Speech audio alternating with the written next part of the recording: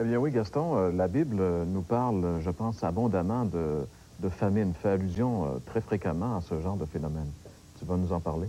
Oui, en effet, même à travers toute l'histoire, la Bible nous raconte justement que la famine, ça a été une réalité. Puis même, on se rappelle que lorsque le péché a fait son entrée dans le monde, Jean-Pierre, Dieu avait dit à Adam, le sol sera maudit à cause de toi. Puis c'est à la sueur de ton front que tu mangeras ton pain. Droite là, on peut quand même voir une certaine conséquence justement du péché. Et on peut dire justement que tout ce qui se passe, même ces phénomènes, Dieu dans sa souveraineté, très souvent emploie les famines comme moyen de jugement, tantôt aussi pour mettre l'homme à l'épreuve.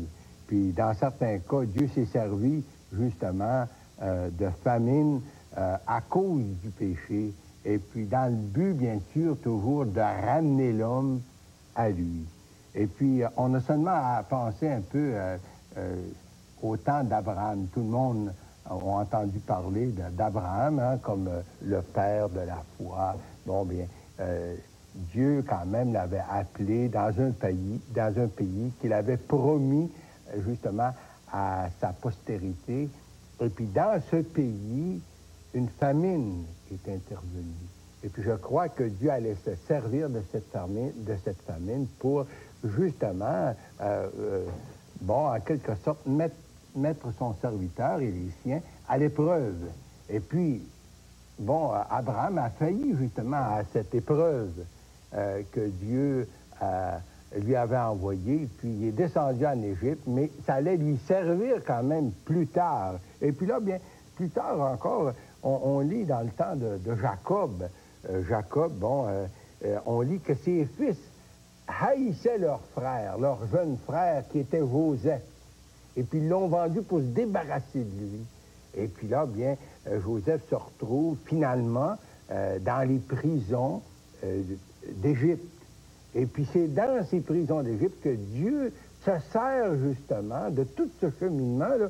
Il se sert de Joseph pour expliquer d'abord les songes de certains personnages de la cour du roi. Et puis ça allait l'emmener à expliquer un des songes que le roi, le pharaon, qui était, lui, le roi de cet empire dominant du temps, pour justement lui expliquer qu'il allait venir 7 années d'abondance, puis ça allait être suivi de 7 années de disette ou de famine, une famine épouvantable. Puis Dieu allait justement employer cette famine-là pour emmener, si vous le voulez bien, ou faire de Joseph le sauveur de cette famille ou de ce peuple qui était le peuple Israël, les débuts de cette nation. Bien sûr, ça avait commencé avec Abraham, mais enfin. Et puis c'est là, dans ce pays d'Égypte, que Joseph, justement, pouvait rappeler à ses frères qu'il l'avait vendu. Hein. Il leur a dit, justement, il a dit, ne vous attristez pas là, sur mon compte, le fait que vous m'avez vendu, mais il dit, c'est Dieu qui a pourvu, justement, ou m'a envoyé jusqu'ici pour vous sauver la vie. Alors on voit quand même que dans cette grande famine, Dieu avait quand même un certain plan pour Israël.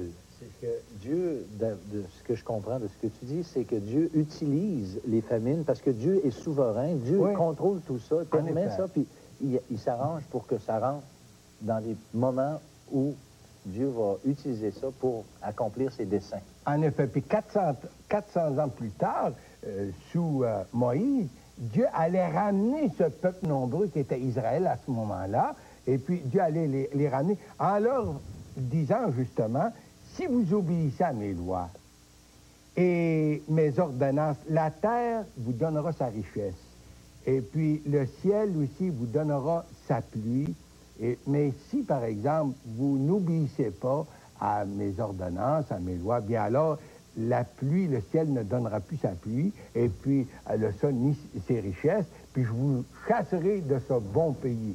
Alors, vous savez, on revient au temps du Seigneur, hein, et le Seigneur, quand il est venu, le pays était dominé par les Romains. Et puis, bon, ils ont voulu se révolter contre, justement, l'Empire romain. Et puis, bon, à l'an 70, il est arrivé que Titus, hein, il a justement chassé les Juifs. Puis le pays est devenu vraiment un désert. C'était comme une véritable famine.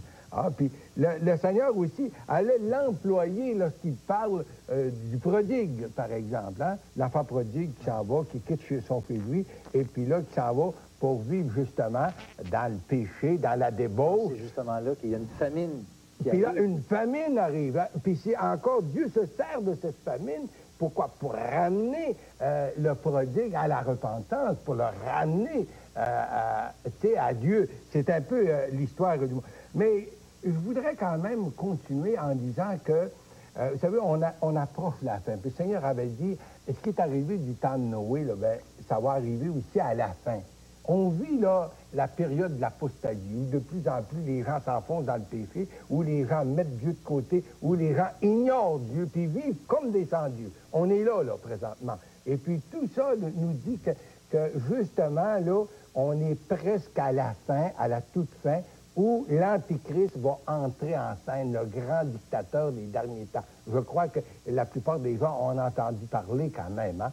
Alors, vous voyez, là, ça nous rappelle justement que le Seigneur va revenir, comme c'était le cas avec Noé. Avant que Dieu fasse pleuvoir ses jugements, parce que la famine, ça peut être un jugement, bien alors, avant que Dieu fasse pleuvoir ses jugements sur la terre, bien, il a placé Noé et sa famille à l'abri. Puis le Seigneur va revenir, c'est dans les Écritures, le Seigneur va revenir pour prendre à lui, justement, les siens, ceux qui sont sauvés, ceux qui vraiment se sont donnés au Seigneur, qui ont cru, qui vraiment marchent avec le Seigneur. Et puis, justement, là, ça va être la période de l'Antéchrist sur lequel Dieu va verser ses jugements. Et un de ces jugements, encore la famine, ça va être la famine. Puis ça va être une famine telle que le pain, la nourriture de base va être rationnée. Et puis, ça va être mondial, parce que cet Antéchrist va dominer, ça va prendre son numéro pour acheter, pour vendre, pour survivre en quoi. Et puis c'est lui qui va dominer même sur la religion. Il va faire, si vous le voulez bien, une place, va donner une place d'honneur à la religion, tout ça, mais finalement, il se déclare lui-même Dieu, et puis en fait, ça va être le plus grand dominateur. Dictateur. Un dictateur, un vrai dictateur, en effet. Et puis justement, la famine va être un des fléaux. C'est justement sur le règne de l'Antéchrist que Dieu verse ses jugements sur la terre à cause du péché de l'homme. Justement parce que les gens qui n'ont pas voulu de la vérité pour se convertir, pour être sauvés, nous dit l'Écriture, bien Dieu leur envoie un esprit d'égarement, c'est-à-dire ils vont s'associer à l'Antéchrist, mais ils n'auront pas de choix finalement. Hein? Ils n'ont pas voulu de la vérité, personne ne va être neutre. Ils n'ont pas voulu de la vérité pour être sauvés. Bien alors, ils vont justement s'associer, ils vont se soumettre à l'Antéchrist, puis ils vont l'accepter comme un Dieu, comme Dieu.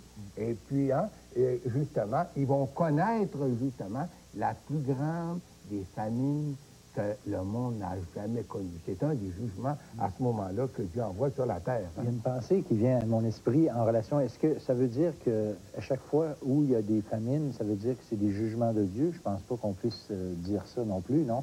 Non.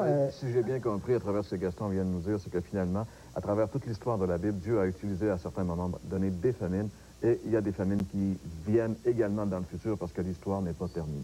C'est vrai. Eh bien, les famines, comme on vient d'en parler, on pourrait dire c'est peut-être juste l'œuvre de Dieu, mais je pense que non. Comme François nous l'a dit au tout début, il y a des hommes qui ont comme des intérêts malsains à vouloir une telle situation. On en parle dans un petit instant.